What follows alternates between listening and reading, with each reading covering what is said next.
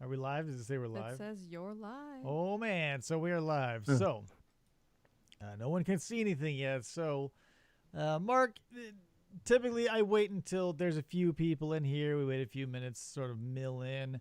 7:30 is a very hard time for people to make. So we're going to hang out. So, I'll let, we can talk, but I will not officially introduce you. And you can't say your own name or you will be admonished. I can't see you for some reason, so I'm trying to figure that out. You can't yet because I haven't switched over the feed. I don't switch over the feed till we hear the theme song. We don't hear the theme song till the show starts, and we don't start the show until we got, a few minutes in for people to trickle in. Got it. So, are you excited? This is all pre-show banter. This is all green room stuff. I am thrilled to be here. I gotta tell you, every time I can snag live music, I love it because it's a concert in your home for free. Bam. Why not? I love it. I'll try to annoy my son who's in his bedroom right next to me. Time for some punk rock, son. How many do we have? Is everything working okay, Krista? Yeah, I just checked. I can hear both of you on the. Everybody sounds okay. This sounds silky smooth. Yeah. All right. We had 5 and then it went to 4, but we have 1 like. Joe. Okay. Sorry, Mark. We were almost there. I was gonna let you out of the gate, but now you can't. Uh-oh. You gotta stay in the green room. Stay behind the pen. This is gonna be exciting. I'll try not to scare anybody away. Oh man. I see you got a beverage there ready to go. I do. I need to stay lubricated. It's always important. I find that it's whatever you're doing, if it's in front of people, it's always good to loosen the gears a little bit. Yep. Are we at 5 yet, Krista? Because I can't see the. No, but we have another like. All right. How many viewers do you think a like, or how many likes do you think a viewer is worth? 4? We get 4 likes. That'll be worth 1 viewer. I have no idea how that formula works. There's math involved somehow, and I think it relates to like cat and or dog years. Okay. Well, I have a math degree, so if you need help with the calculation, let me know. But... All right. I should have consulted you before rolling tape. Look, we got 5 viewers and 2 likes. All right. So here's what's gonna happen, Mark. It's gonna be like any other show. We're gonna roll the intro music, and we're gonna put the curtain back that we've been so generously letting people peek behind. So, Krista, let's hear it. You're listening to FFOP Radio. Reach the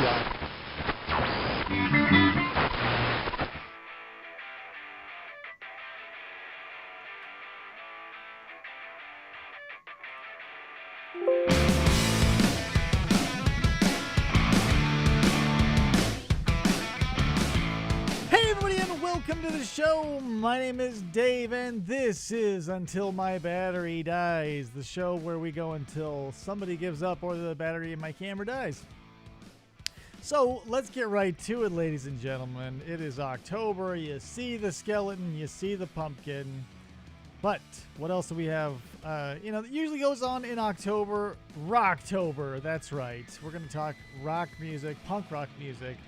So please, let's usher my guest into here. We got Marc Maxey on the show. Hey, Mark. Howdy. How's it going? Doing good, man. Thanks for coming on the show. I still can't see you yet. Is that normal? Yeah, it is. There's the buffering time. Okay. Take a few Okay. minutes, seconds or minutes. It depends on how generous YouTube is going to be. So yeah, Mark, here we are. Ready? We got live music on deck. We've got all kinds of stuff on deck. But first, we've got the FFOP5. Now, Okay. Since you're uninitiated, the FFOP5 is 5 questions that I've formulated to psychologically profile my guest, and that is you. So, Sounds scary. it's Okay. gonna be, I'm not gonna lie to you. We've had our fair share of fails, Okay. but my hopes are high for you, Mark. So don't let me down, is what I'm saying. All right. So question number 1. What is something that you're into that most people aren't? I would say I am a very avid poker player, so I don't know if that's a. I mean, All it's right. fairly common, but it's not a it's not a widespread. Uh-huh. I'd say maybe one of 10 Don't let me- people are somewhat poker players. But yeah, that's my main hobby besides music, I would say. So yeah, this pandemic has really killed me because live poker Yeah. is gone and live Yeah. music is gone, and those are my two things. So I've got questions about poker. Is since you are an avid player, how much of it is actual like skill, and how much are you just like begging for luck to toss you some good cards? I would say in the short term, luck plays a big part, Okay. but in the long term, skill will always win. All right. Because So- poker has always been one of those things that eludes me. I find it Yes. very fascinating. I've tried my hand at it a few times and lost a lot of money. But I still am drawn to it like a moth to a flame. Yeah, any one session can be marred by bad luck or good luck, but over time, the skilled players will make a lot more money than the non-skilled players. I get it, obviously, because there wouldn't be a World Series of it if it were just like random. Like that's probably why blackjack doesn't have a World Series. Correct, I would say so. Yeah, there's not a lot of any pro blackjack player is banned from a casino, so that doesn't really help. All right, I like that answer. That's something that I wasn't expecting. Yes. All right, this is a good one for you. So give me a band you can listen to exclusively for the rest of your life. Oh God, that would be really hard. But if I don't know, if I had to pick, it'd probably be Dag Nasty. Okay, why Dag Nasty? Just probably my favorite album of all time is Can I Say, their debut album on Discord. You can see. Can you see me? Can you see me yet? I can't see you still. I can see you. Okay. I don't know why I've got a Dag Nasty tattoo right there. Yeah, so I that totally shows my see level that. of dedication. Mhm.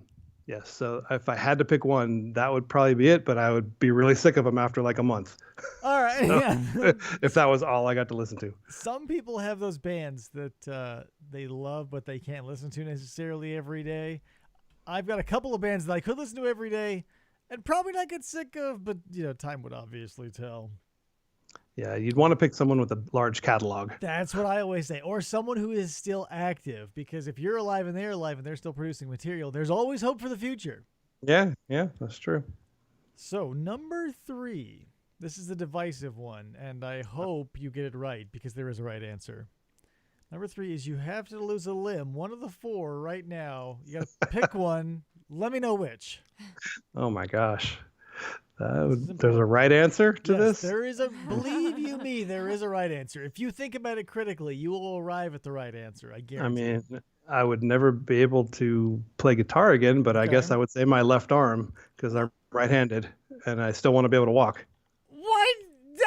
You're okay. This is nuts. You are the second guitarist in a row to give up an arm rather than a leg. Is guitar playing so insignificant compared to walking that you give up an arm over a leg?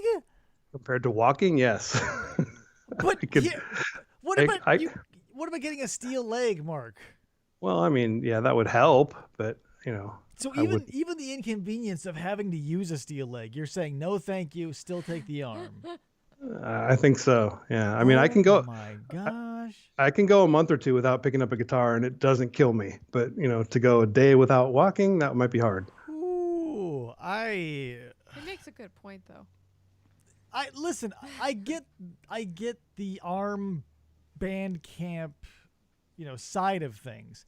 However, it's still wrong. No matter how many arguments I hear, it's still crazy wrong because like giving up a hand seems like giving up $1 million. Yeah, I mean, of course it would be terrible, but I don't know. That would Just that'd be my imagine choice. this. Would you say which is more valuable to you at any given moment, walking or enjoying like a burrito ever again? You'll never, like a one-handed burrito, you'll never finish it. It will always end up in your lap. I guarantee. I mean, I can use a fork if I have to. Oh no! We want. Why do all you musicians when you lose one of your guitar playing arms?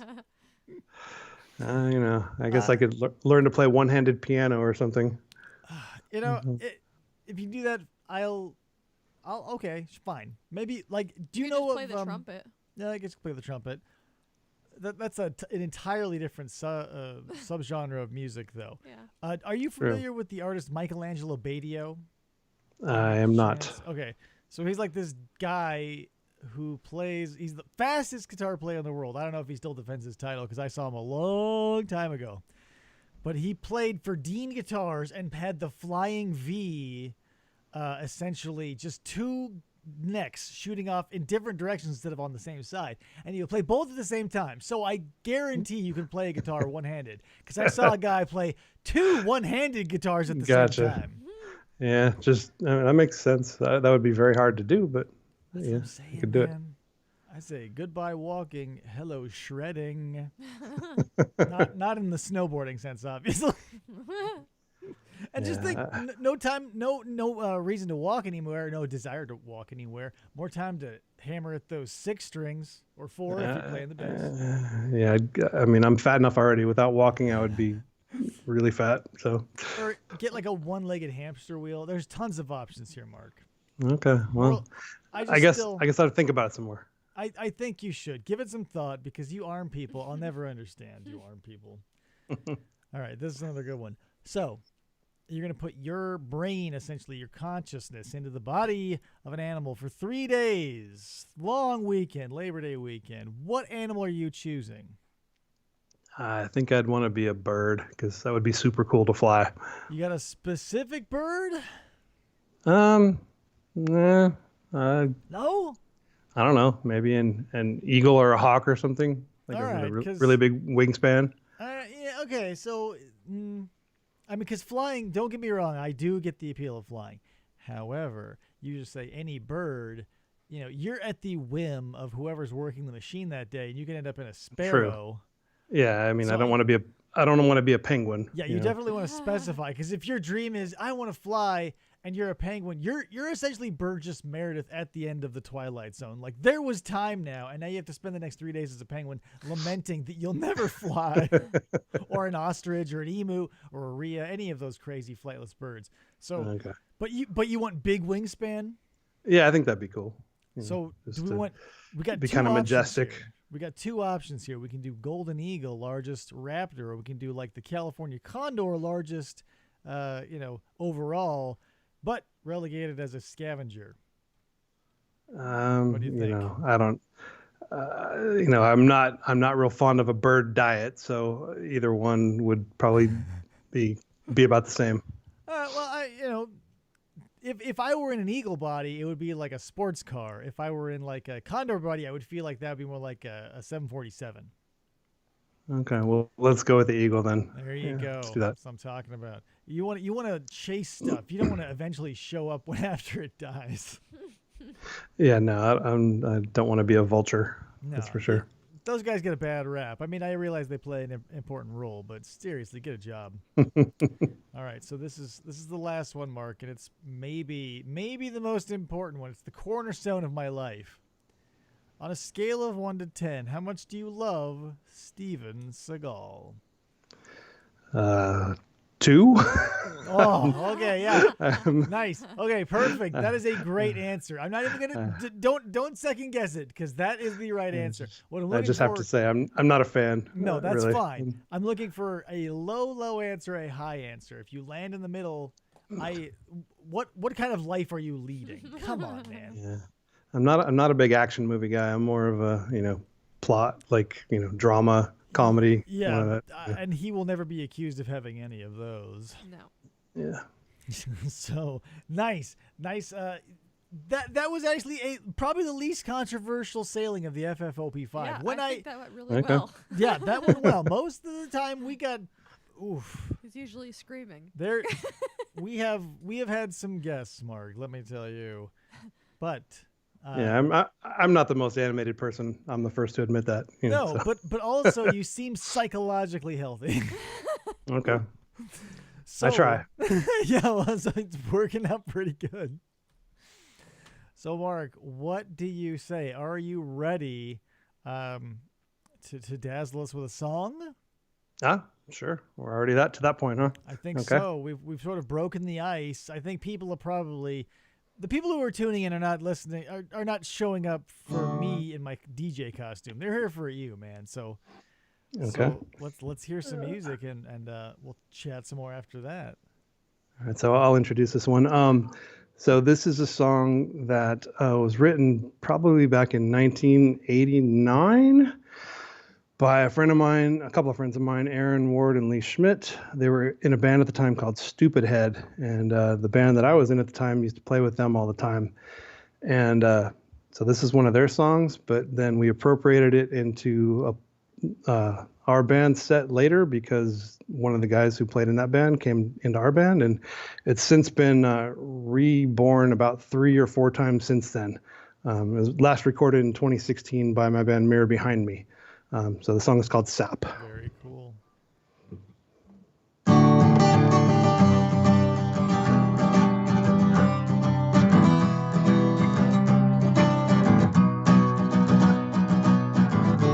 And the pastor said the preacher was lying. Where does he get off? And they threw the believers to the lions. Now they only scoff. I got you, I got nothing, nothing.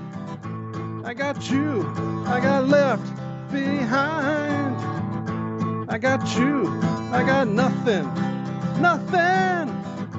I got you, nothing was mine. And the ignorant hope we will regress.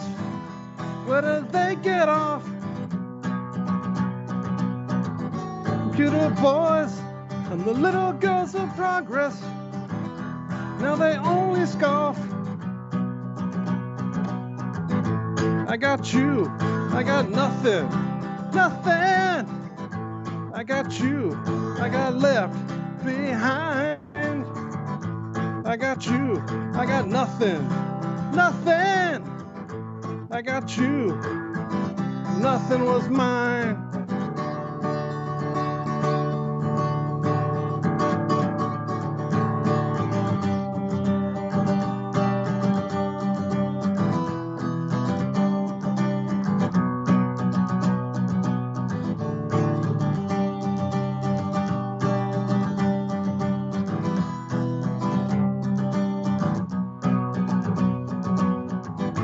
I got you, I got nothing, nothing.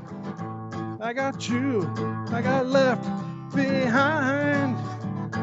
I got you, I got nothing, nothing. I got you, nothing was mine. Give me something, give me anything. Give me nothing, you. Give me something, give me anything. Give me nothing, you. Give me something, anything. Give me nothing, you.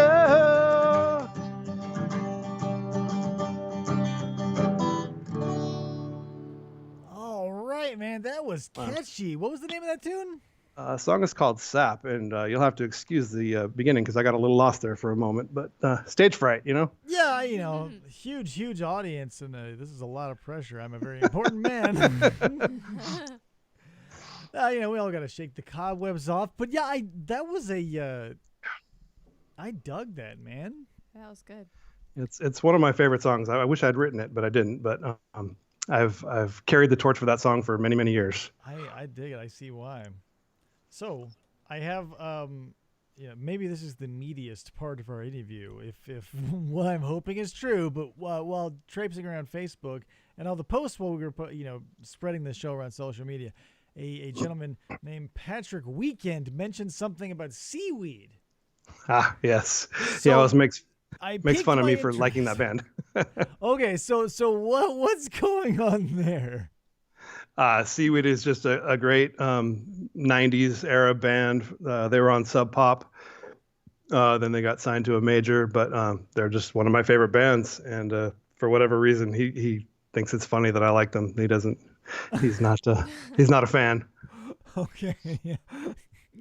I think everybody has a friend or a lot of friends, and especially if you're a Dave Matthews Band fan, you can appreciate this because every time you let someone know that you're a Dave Matthews Band, they go, ugh. So I think that's probably the same sort of species that we're dealing with here. Yeah, I'm indifferent on Dave Matthews, but I know most people are. So let me ask you something. Who do you think is the worst band? Like, how do I want to put this? Everybody has like their favorite band puts out a bad album. For me personally, I was at the time I was in love with a band called OK Go, and they released an album called Into the Blue Sky or something, and it just hit me completely wrong, and I hated it. Has that ever happened to you? Let's see. Or anything Well, like that? there's Like something let you down in the flavor department? I mean, I was a somewhat of a Discharge fan in the '80s, and they put out a really horrible metal album. Yeah, it's rough when people do it. It's just terrible. They went from being a very hard-driven punk rock band to this god-awful metal thing that was like had these screechy, high-pitched vocals that I don't think anybody liked that album. So that's one. And there's a Bad Religion record that is quite a departure for them, called Into the Unknown, where they went full on synthesizer, new wavy keyboard kind of thing. I think every good band that has lasting power, or even artist, I believe, does that eventually. Everybody's got their own Chris Gaines moment. Okay. It's kind of maybe if you live long enough, you see yourself become the monster that you don't want to. Because when all these weird albums, I feel are such departures, like the Chris Gaines thing or the Bad Religion thing, or any of these bands that like take these wild swings, it's just like, oh, not good. Yep. Yeah, my band Justice League had somewhat of a departure album in our third release, and I think we lost a lot of our momentum with that record, and then we ended up breaking up after it. So, maybe I'm guilty of it myself. I think everybody is. Everybody wants to swing for the fences and do something out of their comfort zone at least once, and sometimes it works and sometimes it doesn't. But you got to try, man. That's the thing. If you don't try, then we wouldn't have weird stuff that everybody loves. Yeah. So tell me, you gotta be true to your art, right? Yeah, and just go for it. If you can't please yourself, who can you please? Even listen, I'm guilty of this too. I release a lot of stuff that I know sucks, but I'm proud of it. And you just put it out there anyway. It's gotta go. It's gotta go. If I made it, it might as well be out there. Yeah. There's something to that. I mean, I've never been shy about releasing mediocre material. It's transparency. If you show people, hey, this is what I'm doing right now, and I'm trying my ass off. Maybe not this time, but next time, I think that's appreciated by most people. That's this entire show's motto. So tell me right now, Mark, what are you listening to, like on the regs, like throughout the house, in the car? What are you listening to right now? Let's see. Bob Mould has a new album out. Bob Mould from Husker Du. He's got a great new record, so I've been listening to that a lot. What else? There's a band called Fiddlehead that put out a record last year that I really liked. What else? So we got a lot of deep cut punk stuff, I see, or at least relatively. I mean punk adjacent for sure. Yeah. Let's see. Little self promotion here. A label that I co-own, Quiet Panic. We released the album by Beach Slang last year, so that's a really good record. Oh yeah, like there's. Let's actually jump into that, I suppose. So, not only Mindpower Records, but Quiet Riot, or sorry, not Quiet Riot. I keep wanting to. I knew I was going to do that. In my head, I was saying, don't say Quiet Riot. Don't say Quiet Riot. Anyway, 2 record labels. Let's talk about some of that stuff. So we did talk about, obviously, Sloth Fist, that album release on the podcast. So what have we got otherwise coming out? Or From my even notable releases of the past. Yeah, from Mindpower, I guess we can kind of jump through that catalog. We talked about the Paul and Art and the Chain of Strength records. Yeah.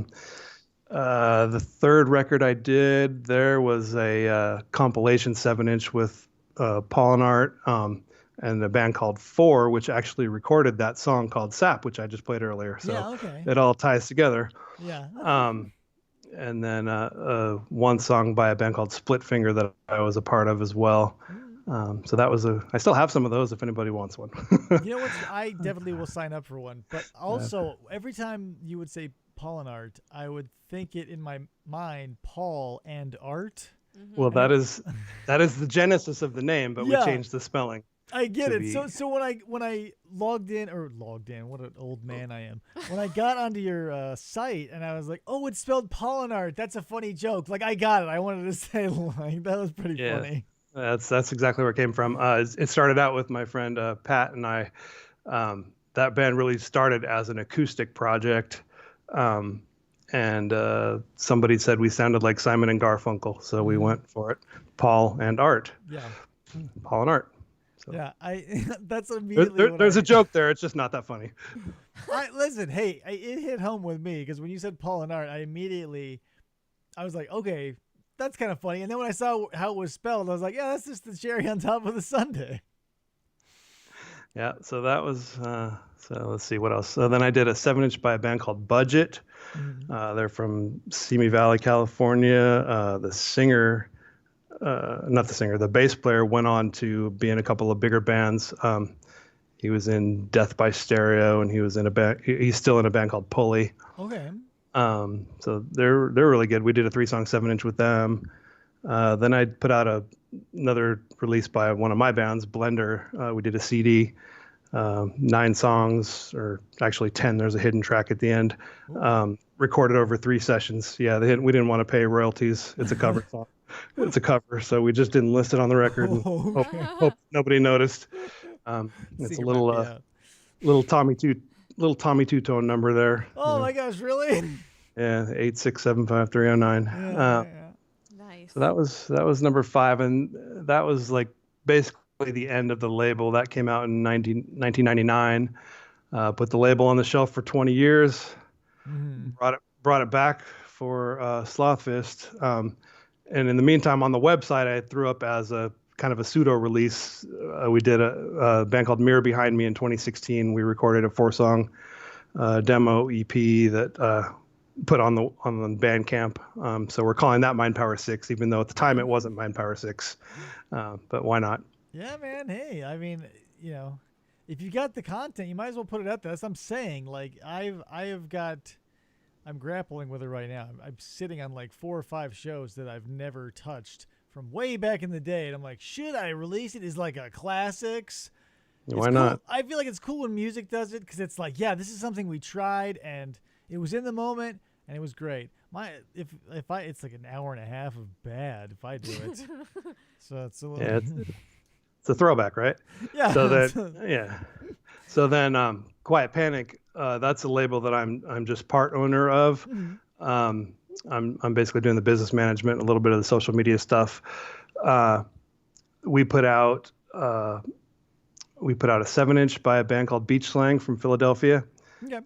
They're a really good kind of indie rock, punk adjacent band, I guess. Then we did another 7-inch by a band called Spiral Heads, which is great. It's kind of like an early 70s, early 80s power pop / punk kind of crossover sound.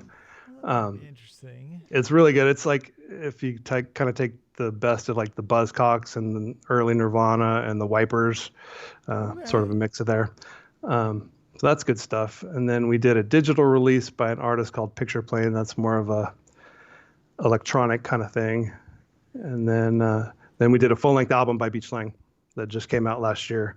They were all set to go on a world domination tour when pandemic hit. Crazy. That didn't get the quite the bang for the buck that we had hoped on that one. Well, so let me ask you this: in the indie circles right now, is there a sound like a similar sound that you're? Because here's the thing: everything in this community is like split off of punk. Everything is punk adjacent, and emo is sort of a relic of or an offshoot of, and yada yada yada. Are you seeing a theme in what is popular in the independent circles recently, especially having access to like a record label and all this music?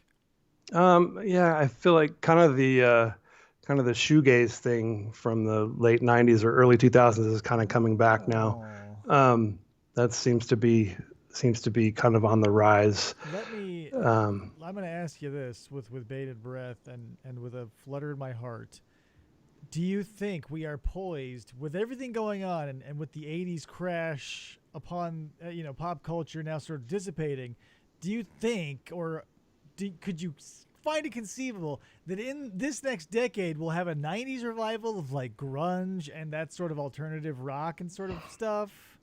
Oh, I'm sure that's next. I mean, the '90s revivals are already happening, right? Oh, So thank God. I tell you, I had to sit through all these other revivals, and the '80s was the most insufferable.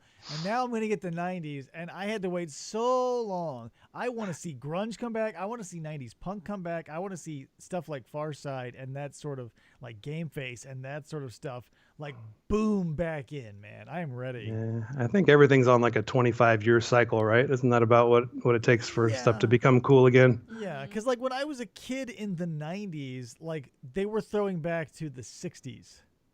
So if you follow it forward, it roughly works out. Yeah, I mean, when I was a kid, Happy Days was all the rage on television. Yeah. So that was, late '70s, and we're going back to the '50s. So yeah, it's nuts to think, personally anyway, like when I was a kid dressing up as a hippie, being like, "Ha, this is funny because it's a generation that is so old and out of date." And junior high kids today are going to like probably dressed as Kurt Cobain, being like, "Oh, the '90s suck." And I was like, "Oh man, I love those things." yeah, I don't even try to keep up anymore with whatever's current. I just like what I like. Yeah, I mean the '90s already happened. We don't need any more. So here's a compelling question that I think I'm gonna start asking more musicians. Do you have a list of songs, or are there songs out there that you would love to release on like a covers album, or just do as a cover and put your all into it? Well, Slothfist has been working a little bit on an Elton John cover, which I think will be fantastic if we ever finish it. We started it a couple times and we've not quite conquered it yet. But yeah, he's tough, man. So that'll be a good one. It's Saturday Night's All Right for Fighting. Yeah, I think it'll go great in our set. I think this question appeals to your inner karaoke. Yeah. Yeah, my karaoke consists of AC/DC and Oasis. That's about all I ever do. Oh, yeah. See, 90s, at least for the Oasis, obviously, not AC/DC. Yeah. The AC/DC is more like a 79 or something. Yeah. But what else? So Slothfist also does a Pretty Mean cover, which if you saw the live stream, we do a Judas Priest song. So I think that one might make the next record. That's cool. There's no reason for me to love Judas Priest. It doesn't appeal to my demographic in any way. But I found, oh gosh, what was it? Redeemer? What was the one? Oh my! Now I'm a blank. It's the one with the one with the big panther on the cover. I they're don't all know. insane. It's like I don't own a Judas Priest record. I know that song because we do it, but it's fun. I own one, and this is it. When I started working at a music store, I think maybe it's Defender or whatever. I don't know. It doesn't have any big hits on it. Like it doesn't have Breaking the Law. It doesn't have any of that crap. But it was just like being a dart in my head. I'm like, yeah, Judas Priest. I became one of those guys for a while. Oh, well, Breaking the Law is our jam, so we're gonna take ownership of that song on the next record. Listen, I was into Breaking the Law before I knew Judas Priest was a thing, So, but that leads me into an interesting question because everybody knows my favorite love-hate song. Are there songs out there that you love but are ashamed to admit? Everybody's got them. Don't hide them, Mark. I mean, I'll tell you mine if you tell me yours. Yeah, I might actually kind of somewhat enjoy REO Speedwagon sometimes when it comes on. That's probably a guilty pleasure. Yeah, Listen, yours is head and shoulders above mine because mine is either shares believe. I've heard that about you. Oh, you have? Oh boy, I'm glad word's getting around. It's probably the most famous bit of trivia about me, and the second most famous bit of trivia is "Diamonds" by Rihanna.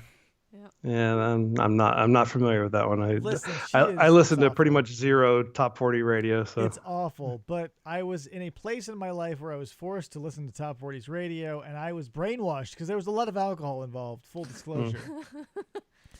Why Lot not? of long nights. I mean, I grew up with top 40 radio. My mother, that's all she listened to in the car when I was a kid. So, Ooh, so that let was me ask that you was my this. introduction to music. How about this? Rick Dees. Does that ring a bell? Please. Yeah, Kiss FM for sure. Yeah.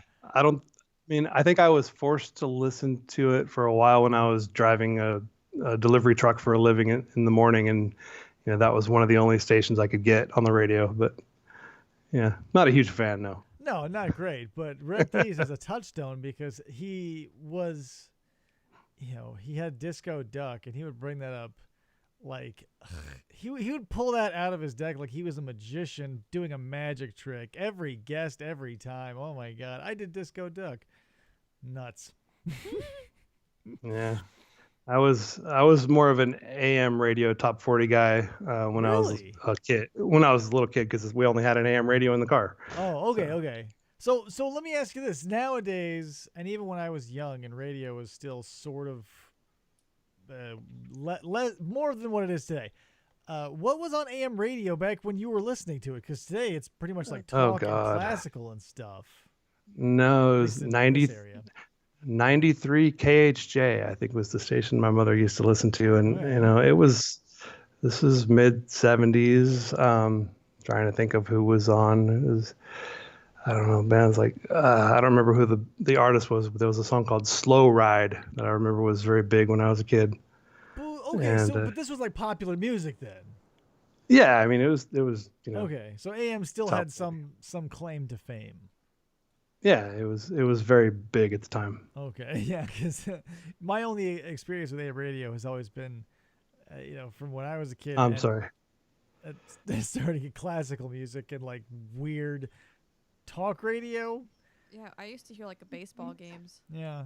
Well, yeah, Baseball that games. too. Yeah. This is off topic, Mark, but now Wait, hold on. Okay, go I did misspeak. The song was not Slow Ride; it was Free Ride. Free Ride.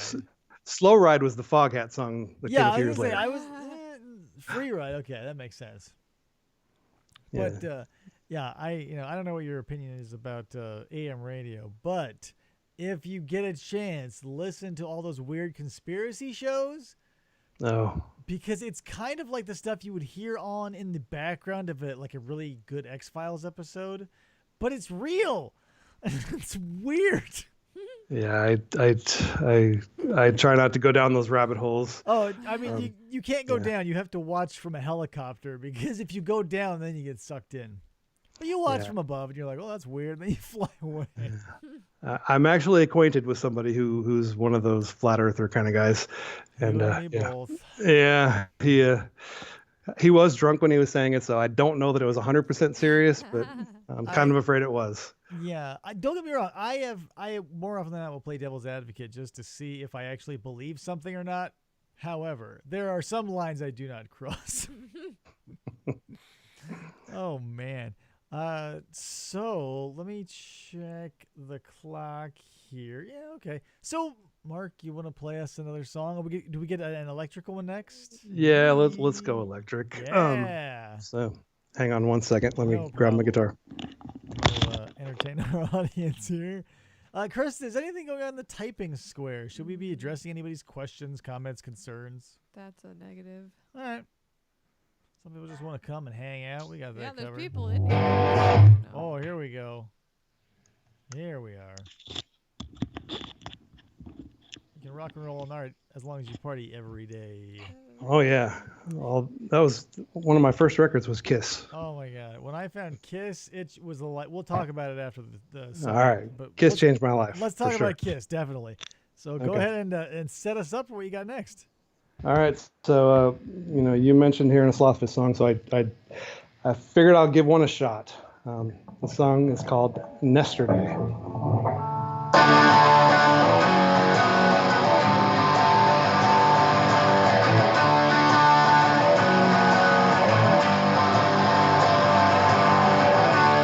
It's just like I've been through hell now. Now I'm walking home from school. All this pent-up anger fills me past the brim now, baby. Just wanna play Naruto. Wishing yesterday was all I must be said. Cannon is still playing, wishing yesterday. Wishing yesterday was all I must be said. Cannon is still playing, wishing yesterday.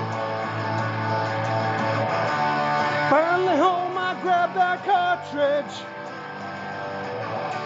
I blow it out and I stick it in. I'm gonna save the world and nobody should try and stop me. And now I'm going for the win. Wishing yesterday, that's all I must be said. Cannon is still playing, wishing yesterday. Wishing yesterday, but all I must be said. Cannon is still playing, wishing yesterday. Oh yeah.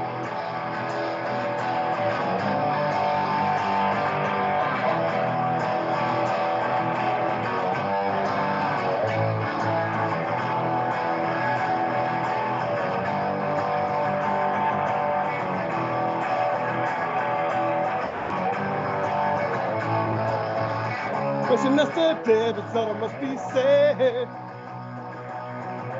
Cannon is still playing, wishing yesterday. Wishing yesterday, but all I must be said. Cannon is still playing, wishing yesterday.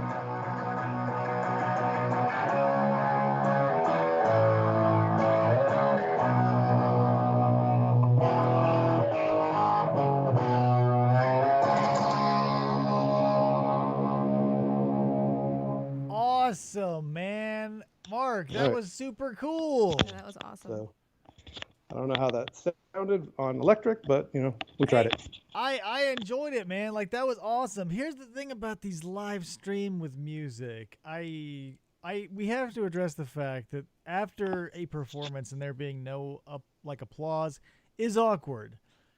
But that true. was, what I'm gonna say is, despite the awkwardness, that was awesome. Like, everybody, I'm sure in the chat room enjoyed that. Everybody, like, let's give it up. I feel like Krista, that next was time awesome. there's got to be an applause sound effect on that computer. I want it playing after the next song, so just to cut through the awkwardness of every after every performance. Just chill out a little bit. So, Mark, let's talk about Kiss, man. Oh my gosh, Kiss changed my world. Let's get into it. When did you So- find Kiss? So I was basically 9 years old. I was in this class that had 4th, 5th, and 6th graders in it. Okay. So I was a 4th grader, and the cool kid 6th grader, was super into Kiss, and he would write their name on his folder and Sure, draw their yeah. faces, and so that was my introduction. He told me, "Oh, you got to check out this band Kiss or whatever." So I was my grandmother used to pick me up from school once a week just to hang out, and I didn't own any albums at the time. And she would take me bowling and make me tacos. It was awesome. Yeah. And then after dinner, she would take me to the mall to go to the arcade and play video games. And so one night I asked her, "Hey, Grandma, can we go over to the record store, which was right next to the video arcade? There's this album I want to buy." Uh-huh. And so I went over there and I looked for Kiss Alive, because that was the album that he told me to buy, was Kiss Alive. Yeah. And they didn't have it, but they did have Rock and Roll Over, which was their newest release at the time. So I bought that and I took it home, and the rest is history. That was the first band that I totally fell in love with and made me want to be a musician or at least be be cool. Kiss is one of those bands where it's either like Sweet Ambrosia or it's like Bitter Poison.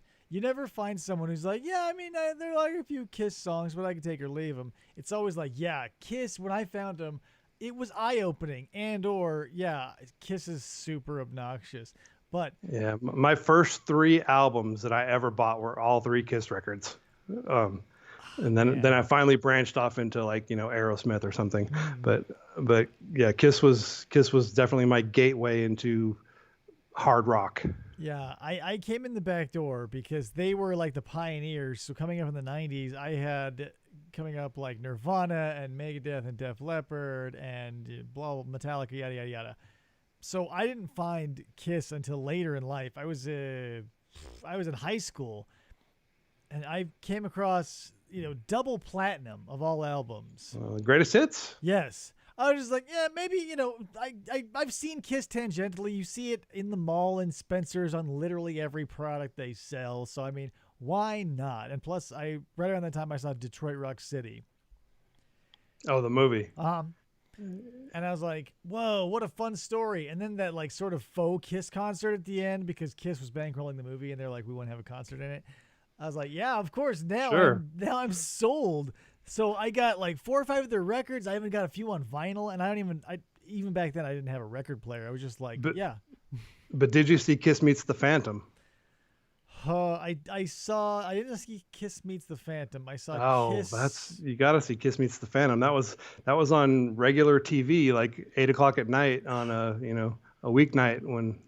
What's the one where they take over the amusement park? That's the one. Oh, that is the one. Okay, because I thought yes. Yeah, I thought it was like Thunder. I thought it was Kiss at something mountain. I mean, it's filmed at Six Flags Magic Mountain. Yeah, for some reason in my head, I thought they somehow referenced that in the title. Okay, so yeah. Kiss Meets the Phantom. Okay. That's the one. So Mark says, Kiss was my first musical love, so I'm currently watching this surrounded by Kiss posters, autographs, lighted signs, etc. Yo, dude, like, if you're a Kiss fan, let's be real. You are happier than a pig in shit because Kiss had no qualms of putting their name and likenesses on literally everything. So if you're a super fan, you can take Kiss from birth to the grave. Kiss lunchbox, I think I had at one time, and just notebooks and everything. In high school, I had Kiss pillows, Kiss comforters. I had a Kiss fountain where Gene Simmons spit blood continually. Oh, Mark says. Let's see. I own the European and U.S. version of Kiss Meets the Phantom of the Park. Yeah. Oh, the Phantom of the Park. That's Phantom of the Park. Phantom of the Park. So there's Park. Okay. Yeah. So. But then it was like robots. It was a Phantom. I don't know what it was. But yeah, when I was a kid, wondering what they looked like without their makeup on was the biggest thing in the world. Because nobody knew what they looked like without their makeup. They literally, didn't get photographed for years without their makeup. It was I and you'd always see like these pictures in magazines, like, is this Paul Stanley? And you'd be like, maybe or maybe not. I don't know. Ace Frehley looks so sad in all his pictures, man. Without makeup or with? Without his makeup. He always looks like he's just sad. Like on his album, Trouble Walking, I'm just like, he's just like so sad. But yeah, I remember seeing them on the cover of Dress to Kill. I was like, who are these weirdos pretending to be Kiss? I'm like, did they break up and all reform? It was just like a bunch of dudes with curly hair with like weird faces that weren't makeup. Dress to Kill, where they were wearing suits. That was like one of their really early albums. Maybe you're thinking of a different one. Well, I thought that was the one where they were in suits, but they had no makeup on. No, they had makeup on. Maybe I'm confusing it. I don't know. I remember seeing maybe I'm confabulating 2 album covers. I only know because that was one of my first 3 records. Okay, so I'll defer to your expertise. It went Rock and Roll Over, then Kiss Alive, and then I got Dressed to Kill. Those were my first 3 albums I ever owned.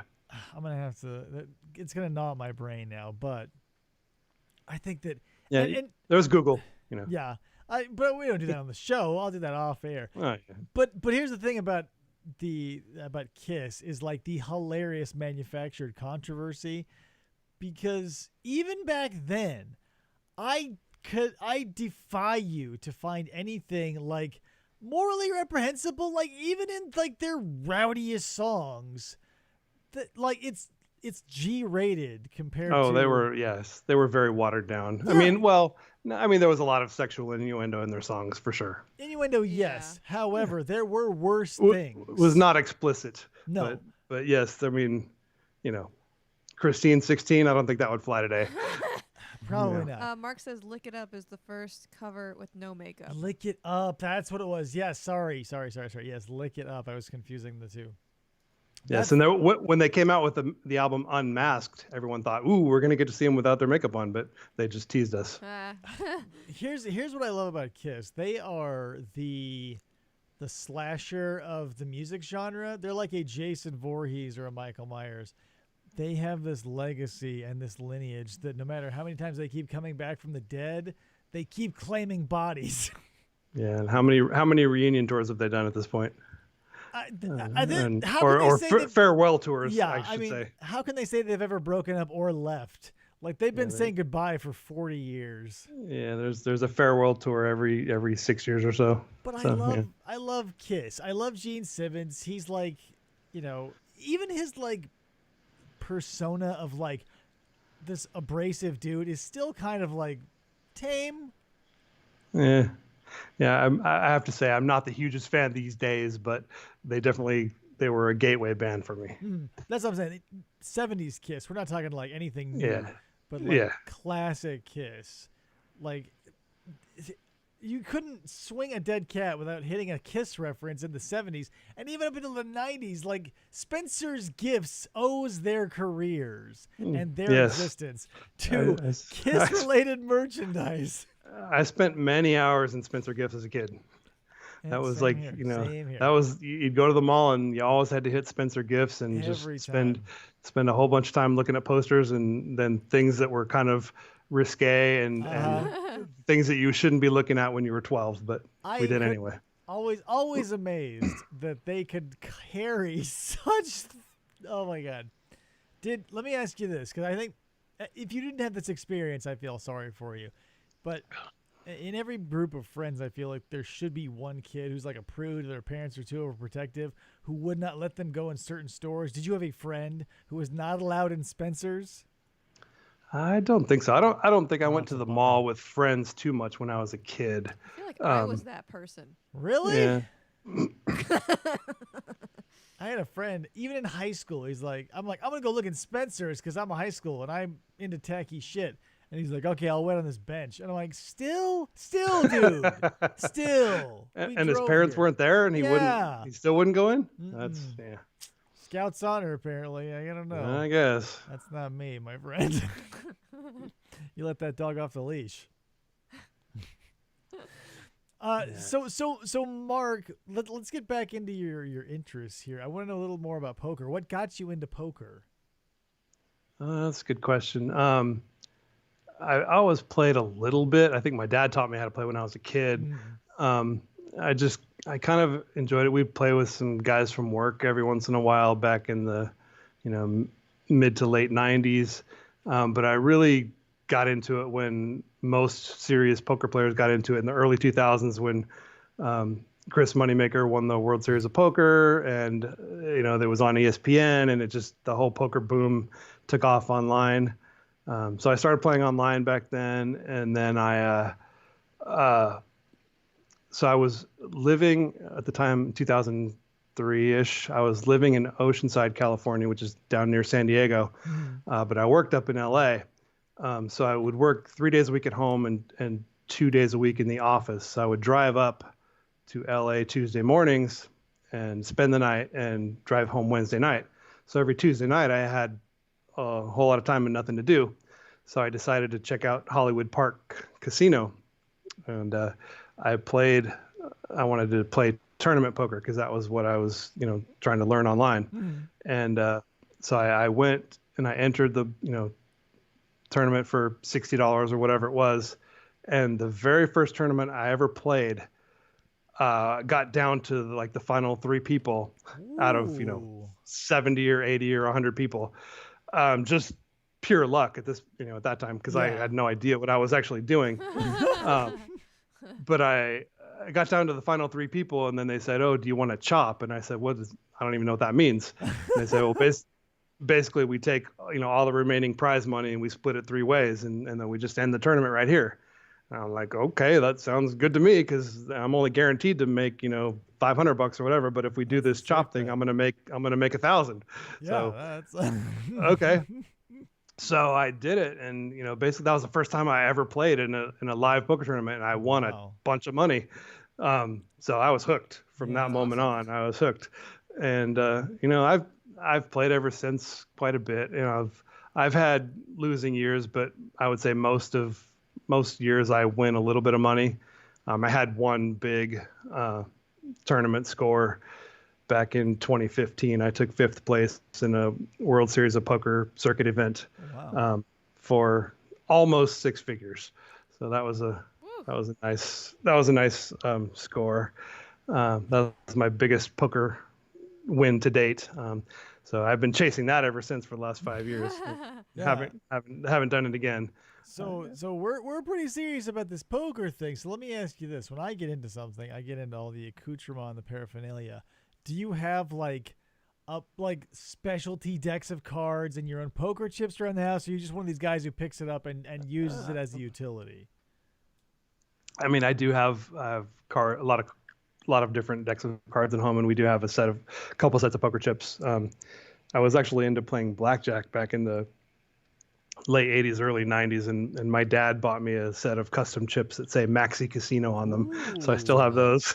And they're fun. But yeah, I don't have a lot of other poker gear per se. A few shirts that I've, mostly giveaway shirts that I've gotten. I've never really purchased any, but I did. Well, I don't know if I should give away my secret here, because I've been wanting to start a poker T-shirt business, because a lot of people do wear specialized poker T-shirts. Okay. So that's on my back burner right now. Now that there is not much live poker at this point, but okay, so let's unpack this a little bit. You're saying specialized poker T-shirts. Are they built in a special way? How are they special? just the artwork. So they're just regular T-shirts. I thought holy. No, no. It's not. Okay. Not poker gear meant for active wear. This is for swift bet retrieval or something like this. Free arm movement for gathering lots of chips and shit. Yeah, no, just a lot of people like their goofy poker sayings on a shirt. So okay, yeah, I get that. And I had a unique idea for a poker T-shirt business. I'm still trying to line up an artist to help me do the artwork. So I won't disclose the idea yet, because I don't want someone to steal. Good poker player will keep that close to the vest. Yeah, and I do have a pretty good poker face. Most people say they can't really read me, so. Yeah, there are 2 types of people who get into hobbies. You have the car enthusiast who owns nice cars and can appreciate them but doesn't really work on them, and then you got the car guys who got the car shit all over their house. Right, and do the work themselves. Yeah. You're that guy who owns the Maserati. That's your poker. You're not the guy who has all the members only jackets. Although, good Lord, would I like to get my hands on a members only poker jacket? Woof! You'd see this thing gone in a flash. Had I my druthers, Mark, I would be a punk rock used car salesman. I would have orange and blue members only jack, a nose ring. It would be crazy. Yeah, I don't know how much money you'd make, but okay. Right. Oh my gosh. So now, I guess there was so much. I had so many questions about poker, and they've all just fallen out of my head. So let's talk about something else. So are there any big releases? Do you watch when I was back in the day, rather, when I worked at a record store and I was watching releases like a hawk, because for some reason every Tuesday they released records. Now it's Fridays. Now it's Fridays. I don't know why, but it is. I read an article that was like, the reviewers don't want to like have their weekends ruined by listening to the music, and also they were like complaining about how they wanted more time. So whatever, like give it to the critics early. Then release it on Friday when literally everybody else is going out and getting money and getting paid, and will buy your damn album. Whatever. I imagine most press copies are sent out early anyway. Right. Yeah. So why release it on a Tuesday? Anyway. I used to keep up with a lot of that stuff, so I would be in the know when my next Electric Six album was coming out, or if any of my favorite, formerly thought to be dead bands were having a resurrection. Is there anything that you're keeping an eye on just in case, or anything you're looking forward to coming out? No, honestly, I don't really know of anything that's coming out soon. I think a lot of people are delaying their releases because they want to wait until they can tour to support it. Yeah. A friend of mine is in a band called Lower Class Brats, and I know that they recorded an album close to 2 years ago now at this point that they've been sitting on, and now they're sitting on it even longer because of this whole shutdown. Yeah, I'm bummed. That's going to be a good record. I'll look forward to that one. Shout out to Ron Martinez. Yeah, I think if we can get our heads together and get like a good venue for like streaming concerts that would benefit the artist, we'd see a lot more stuff coming out. It would be like readily available. Like, hey, come to our concert, and then immediately afterwards, guess what? Buy the damn album from our e-store or whatever. Right. Yeah. Yeah. I don't know. Streams are good, and to your point, yeah, it's like you're having a front row seat. But typically, I force my way to the front every show I go to anyway, just because I don't do reserved seat shows 99% of the time. I go to club shows, so I like that feeling of being right next to the band, where you can get their spit on your face. Right. But that wouldn't be very good right now. Yeah, here's the thing. That's the problem. It's like you can no longer get other people's spit in your face. So I'm saying, man, now would be the time. And I'm not saying that like live shows should go away, like where we can spit in each other's faces. I'm saying like in the meantime, now would be a great time. Even if it's just like a single lockdown camera setup and it's just you on a guitar wailing with like a bass and drum or whatever. Knock it out, man. This is the time to do it. Yeah, I'm sure as time goes on and we're not playing any shows anytime real soon, Slothfest will probably do one more some sort of live stream. Yeah, same thing. We'll do something. Maybe even just from our practice room, or from maybe we'll rent a little bigger practice room so we have a little bit more room to spread out and do something and like just throw a couple cameras up, something like that. Charge $5 a head, $3 a head, $2 a head. Listen, we're not charging anything. I understand punk rock and everything like that, but we got to cover costs too when things are dire.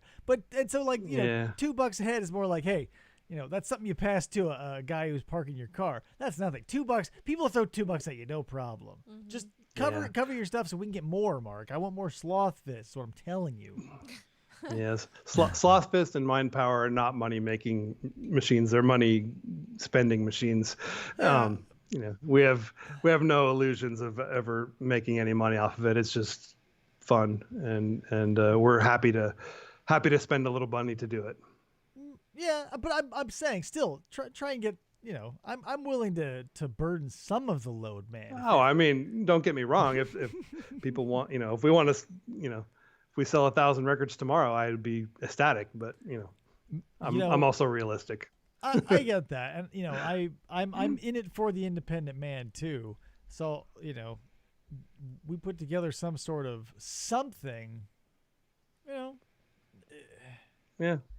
I'm mean, optimistic is what I'm telling you, and I think because like excuse me, your the vibes are there, the rock is there, like that Slothfist song wailed, like it's good stuff. We can't just let it sit idly by because we're all afraid we're going to kill each other. Yeah, we definitely need to play. It's in our blood. It's in our in our DNA. We have to get out there and play. And I'm glad. we were going crazy before we did that show last month or whenever it was. We had to do it. We just had to do it. So fortunately, we were in a position where we had a good way to do it, and the production values were. Yeah, I gotta say, we talked about the other day. I've said it before, and I'll say it great. again. Watch that show, man. It is rad. Like this is just me, obviously, and I'm in the minority, but I love like vaporwave type, shiny like cyans and pinks and purples and all these flashing lights and stuff. I thought that was a badass show. It was definitely high quality production. Yeah. They do it right there. Yeah, but I mean, video wise too, I'm fortunate enough to where two of my sons and my wife are all video professionals. Yeah. So if you check out some of the videos we made for Sloth Fist, we've released, God, how many videos now? 5? Oh, snap. 4, 5? A lot. I would have. Yeah, 5. 5, I guess. We have 5 videos out there. Look, we have our own channel on YouTube, Sloth Fist. There are 5 videos, all made by various members of my family. But there's some pretty good production there. Yeah, it's time to exploit your family. Yeah.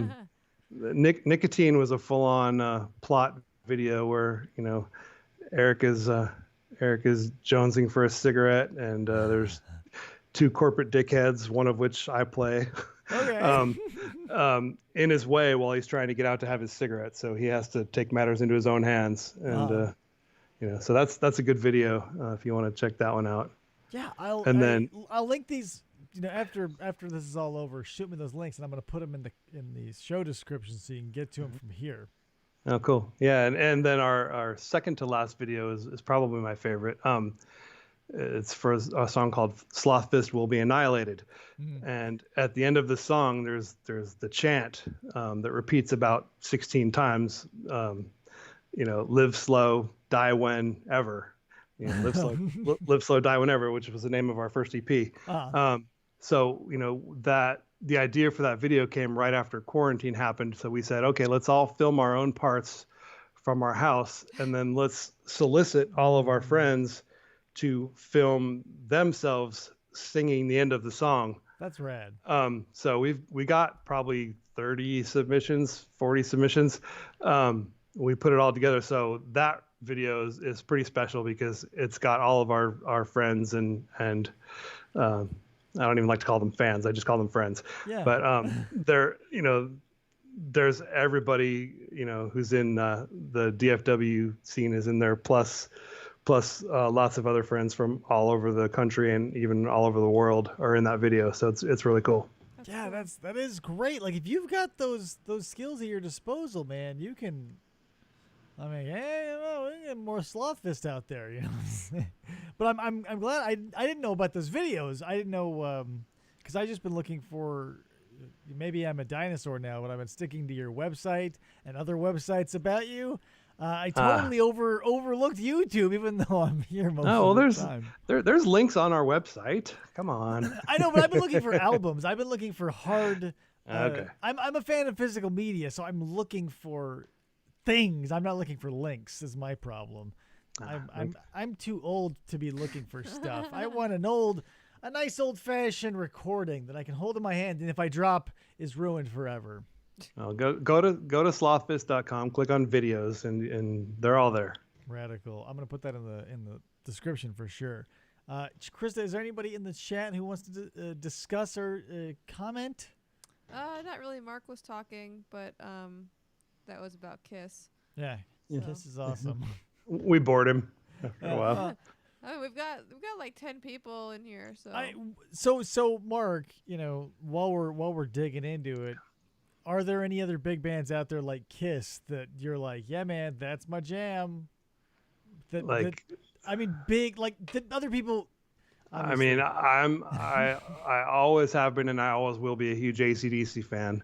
Yeah. If you have to ask me my favorite song of all time, it's probably Whole Lotta Rosie. Okay, why is that? It just makes me want to drive 100 miles an hour when I'm, when it's playing, especially when I'm driving on the long hour-long drive up to Oklahoma to hit the casino. If I play that song, I'm definitely at risk for getting a ticket. I think we all have songs that make our feet a little heavier. Yeah, that's the one for me. Oh man! When I was like in high school, I think I saw AC/DC in concert, and God, that blow up Rosie doll is freaking massive. Nice. I envy you. I've never seen them live. It was pretty. I mean, for my teenage self, I mean, it was pretty awesome. And people like 2 rows in front of me, where you get like a secondhand high. That's half the reason to go to a live concert, baby. People passing that. Yeah, as much as I love music and independent music and stuff, all the concerts I've been to have all save one I've been invited to by girls, so it's not a very good list. It's I'm sure their taste is just fine. I saw the Goo Goo Dolls in concert. I love the Goo Goo Dolls. I sure, but like that was during my. Now looking back, I could be like, yeah, that's fine. But that was when I was into metal. Well, I love the Goo Goo Dolls circa 1992 more so than circa 20,000 or 2012 or whatever. This was like 2001 or something. Yes. It wasn't good. First 4 Goo Goo Dolls records are amazing. Totally. I do. Looking back and having hindsight and getting out of that metalhead and mentality, I do enjoy a lot of the Goo Goo Dolls stuff. Go back and listen to Superstar Car Wash. That's the one. Give me a your best concert going experience, Mark. My best concert. There's 2. Okay, 2 bests. Equal 2 in every way. I mean, not equal, but they're very different. But it's funny because they were very close in time. They were only a month or 2 apart, and they were both at the same club. All right, I'll allow it then. The Roxy in LA. Okay. Yeah, but I saw Bad Brains on their Eye Against Eye tour. Okay. Best live band on the planet. No 2 ways about it in 1986. So here's the thing. People are always going to... Every time I hear someone say best live performance, tell me in what way does that strike you? Because some people only react to the visuals or the theatrics, or like, are we talking about energy? Give me what are we looking at here? Everything about it. Musicianship. HR was the most phenomenal frontman ever. Just he was doing flips on stage, literally. Yeah, okay. Yeah, it's energy. And just every song was just the most intense performance I've ever seen in my life. Yeah. And just the sheer force of the Bad Brains in the 80s was something that you can't replicate. I get you.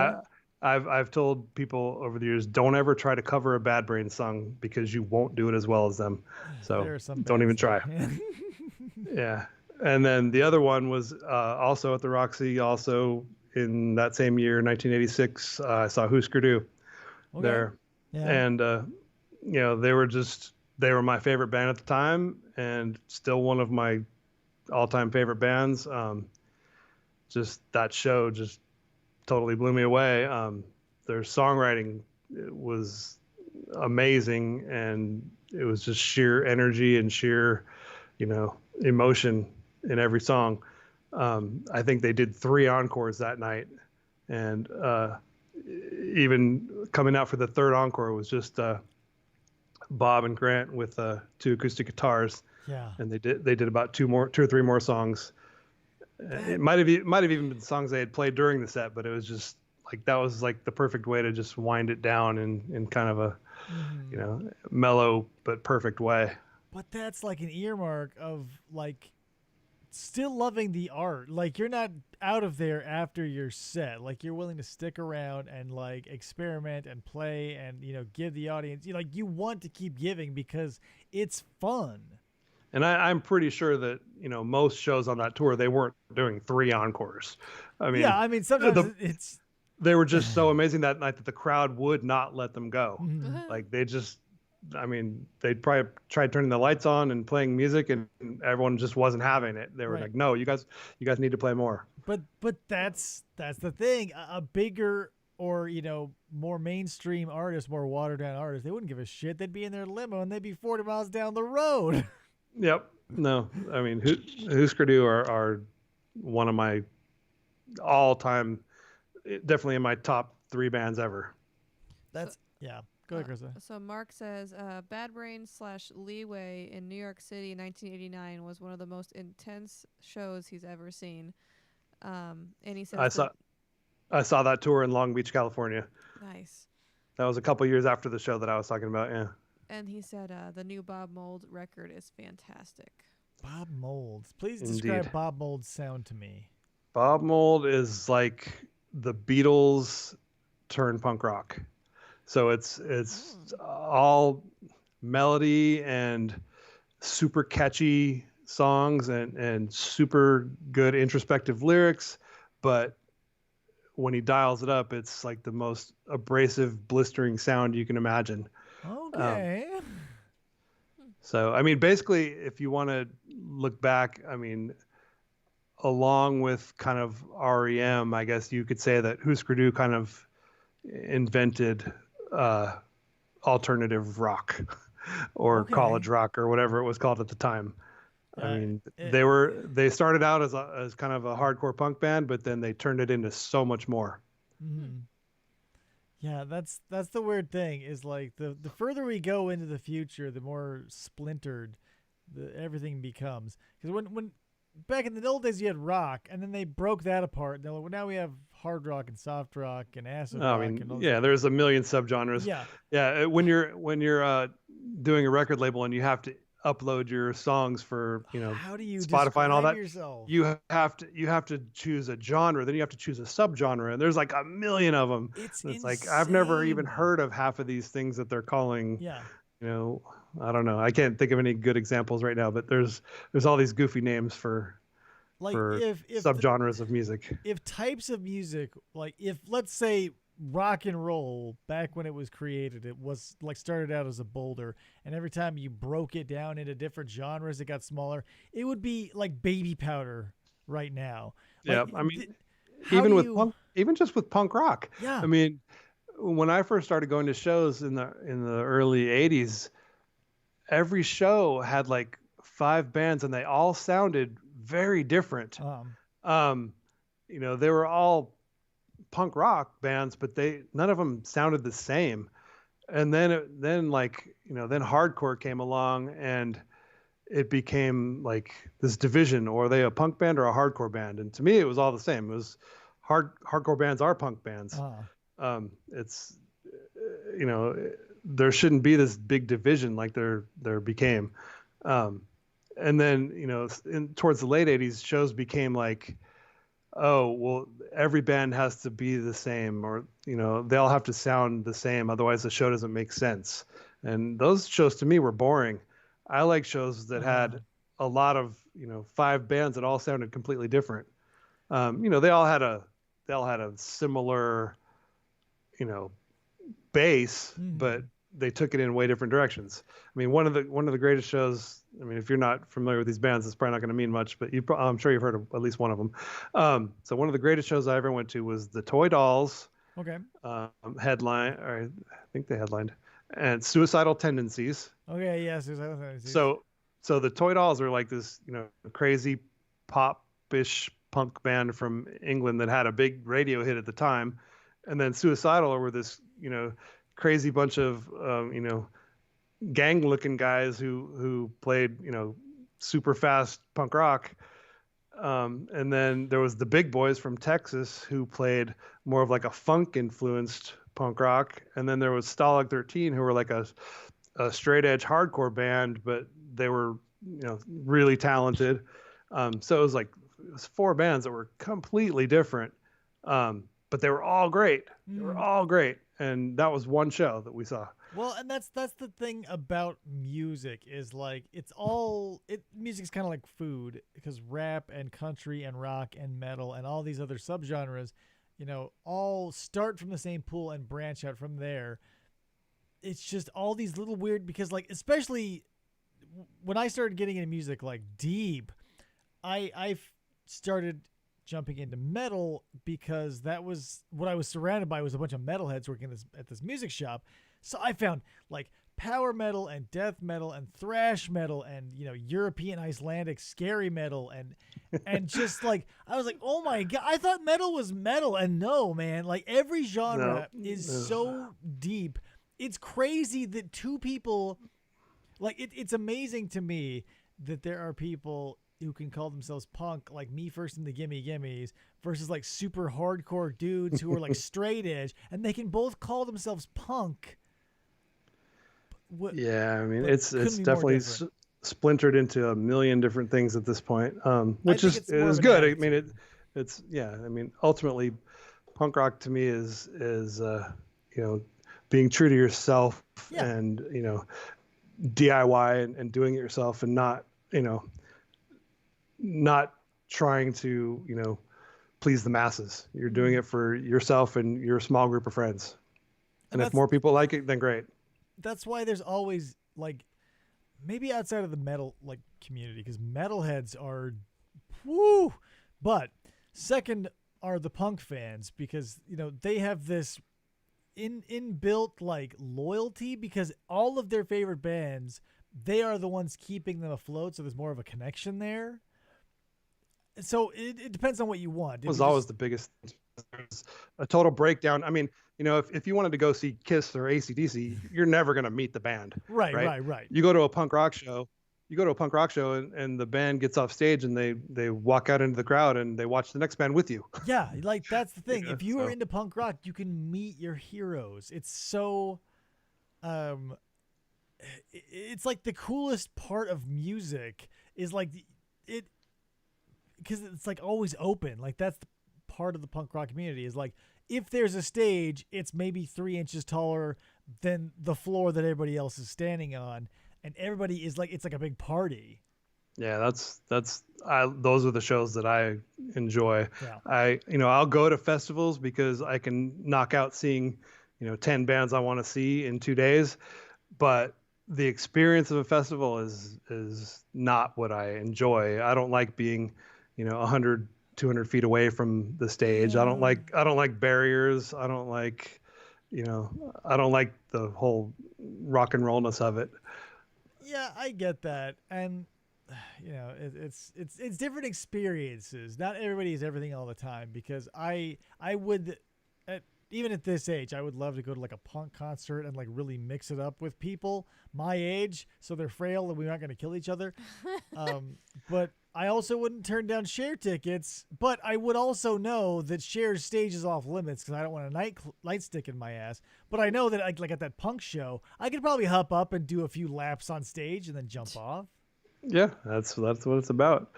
And it's more inclusive. Yeah, that's why I like it. Yep.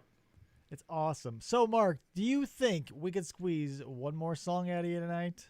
Sure. Nice. So opinions. What was the acoustic working better or the electric? 'Cause I can go either way. I liked both, but I like it.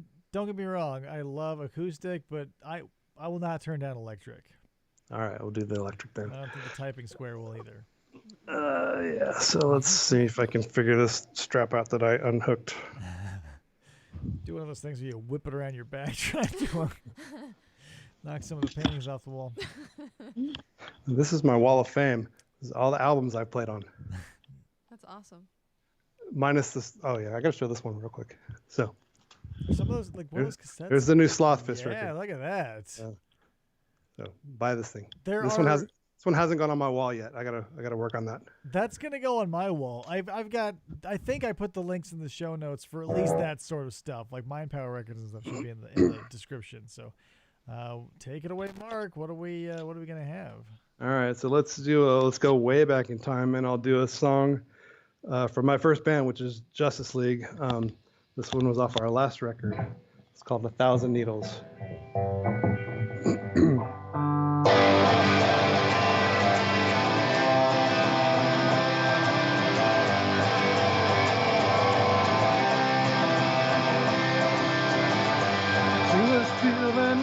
never ends.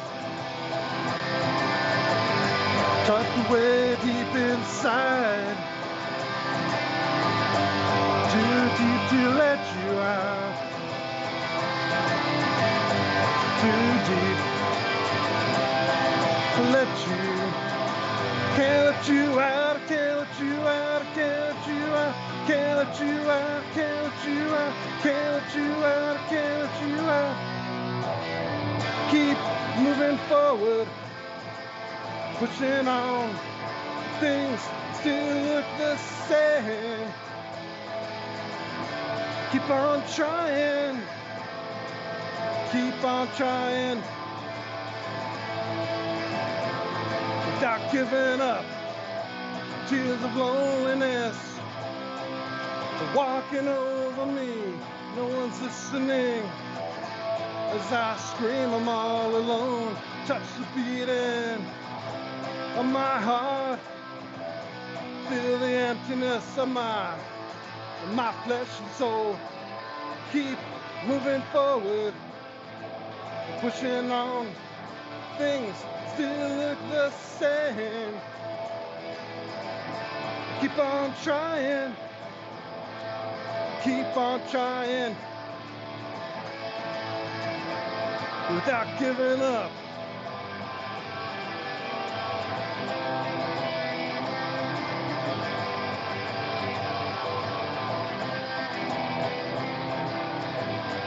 Sing this wheel that never ends, tucked away deep inside, too deep to let you out, too deep to let you. Can't let you out, I can't let you out, I can't let you out, can't let you out, let you out, can't let you out, I can't let you out, I can't let you out, let you out, can't let you out, can't let you out, let you out, let you out, let you out, I can't let you out. Keep moving forward and pushing on. Things still look the same. Keep on trying, keep on trying, without giving up. Tears of loneliness are walking over me. No one's listening as I scream, I'm all alone. Touch the beating of my heart, feel the emptiness of my flesh and soul, my flesh and soul, my flesh and soul, my flesh and soul.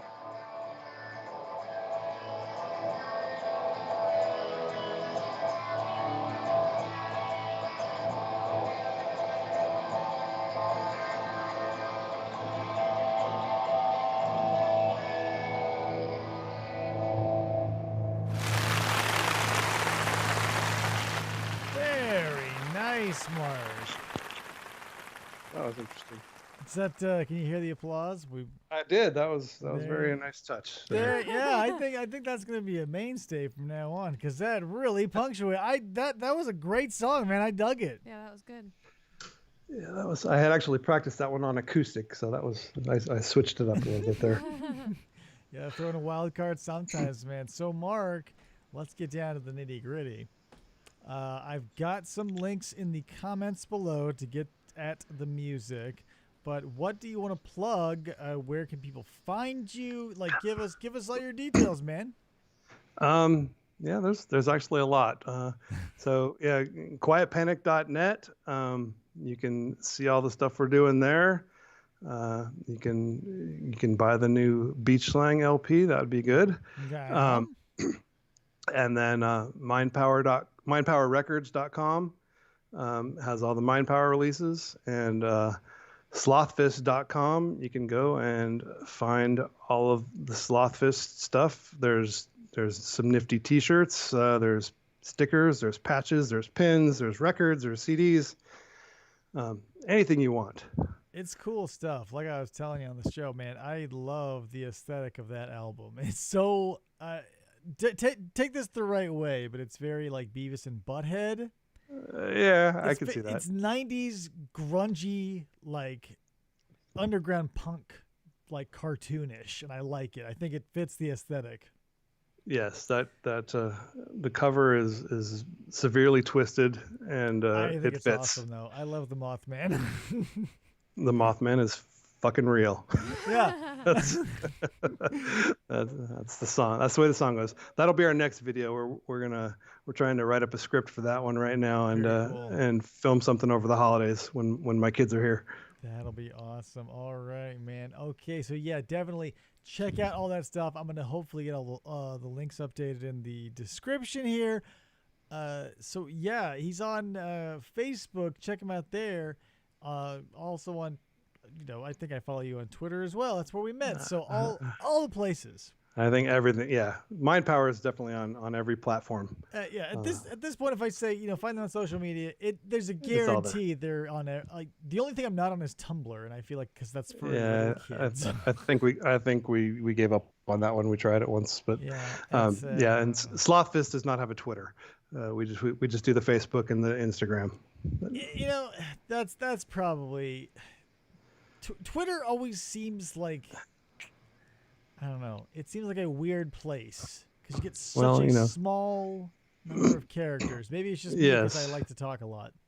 Yes, Twitter is. I mean, I've seen it where Twitter is where you try to be witty. Mm-hmm. Instagram is where you try to look good. Yeah. And then I don't know what Facebook is Facebook's anymore. like something in between. Yeah, Facebook's where you lay on the couch with a bathrobe open, where people can like wander in and see your underwear if they are so inclined. That's what Facebook is quickly becoming. Oh, also, guys, if you're watching, we got a Discord server. There's probably a link on the website. There is a link on the website. There's also a link on the Facebook. So if you want to come and hang out with us there. Also, I'm going to push the Be Like Popeye. Mark here is obviously a friend and knower of Popeye. So, let's an acquaintance, but he's a great guy. Yeah, super good guy. Be Like Popeye merch in the store. I might need to get me one of those. It's cool stuff, man. I wear my Be Like Popeye mask at work. So, I like the shirt. Definitely, the shirt's got that Halloween theme going there. So yeah, Mm-hmm. And plus he's got little Harlow there on his shoulder. Yeah. So once again, Mark, thanks so much for joining us for this show. That was awesome of you to show up and play live music. Yeah, thanks. That was interesting. Like I said, you don't have to send me that first song because I butchered that one. But, the second two were interesting. I think overall we've had a success. So also what I would like to do is thank everybody who showed up in the typing square. If you showed up to watch, I appreciate that too. There's a million different outlets for entertainment, us being one of them, and I appreciate the clicks. Mm-hmm. So I'm curious, why is it a typing square and not a chat box? So, on one of the early shows, I could not remember the term chat box, and as is the custom around here, no one would give me a hand and help me out. They would just watch me flounder, so finally I landed on typing square. So that was your invention, okay. Yeah, and now it is what it is. Yeah, Gotcha. it's not one of That's my what it's better. become. Yeah, it's not $1 million. It's no like Wallet Moth and it's no Bathroom Cougar. Those are inside references, but Bathroom Cougar. yeah. Listen, hey, if you have money, that brings up images. If you have money to throw behind a product, I have something to pitch, Mark. Oh, anyway, guys, thanks for showing up, everybody. It's been great, and we will see you next time here in 2 days on Until My Battery Dies. All right. Well, thanks for having me. Take it easy, everybody. All right.